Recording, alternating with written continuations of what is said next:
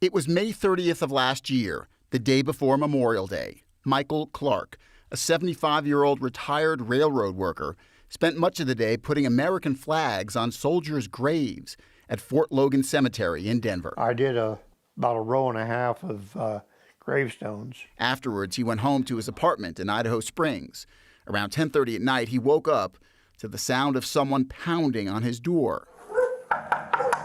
Having no idea that his life was about to take a significant turn for the worse. It has been a journey. It all began with a call for an assault at Michael's apartment building.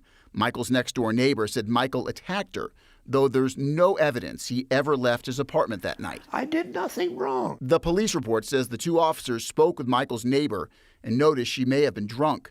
Body cam video shows the officers then knocked on Michael's door without announcing themselves as police.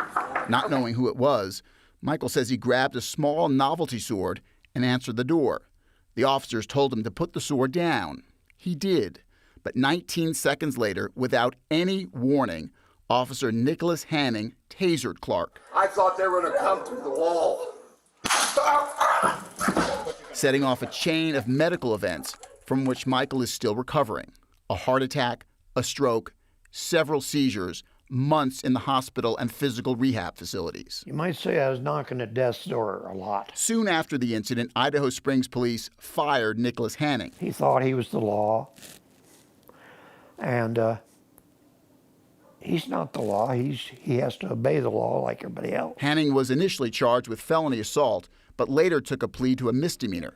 A few weeks ago, a judge sentenced him to 2 years probation, even though Michael and his family have been clear all along that they wanted Hanning to spend time behind bars. You think he should have gone to jail? Yes. What he did was totally irresponsible and criminal. And he never spent one day in the jail. I've learned, be careful where you place your trust. I think it was just a travesty of justice. Michael is now living with his daughter and her family in Thornton. He still has a ways to go to get back to the active life he led before he was tasered. 2 weeks ago, he was back in the hospital when his heart rate dropped to a dangerous level. It's been torturous because I want out. I want a life. But like the railroad worker he used to be, he jokes that he fully intends to keep chugging along for as long as he can. Quit is not in my vocabulary.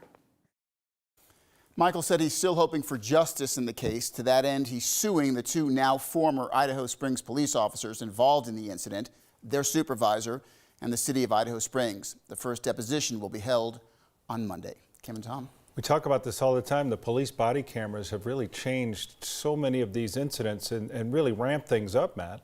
I think it's fair to say, Tom, that without the body cam in this case, this would have gone a whole different direction. Yeah.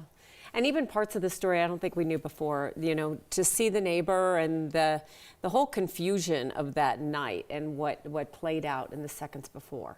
Yeah, I mean, by all accounts, police accounts now, Michael's accounts, his family's account, he had nothing to do with any assault that night. It all went wrong very quickly. All right, Matt, thank you.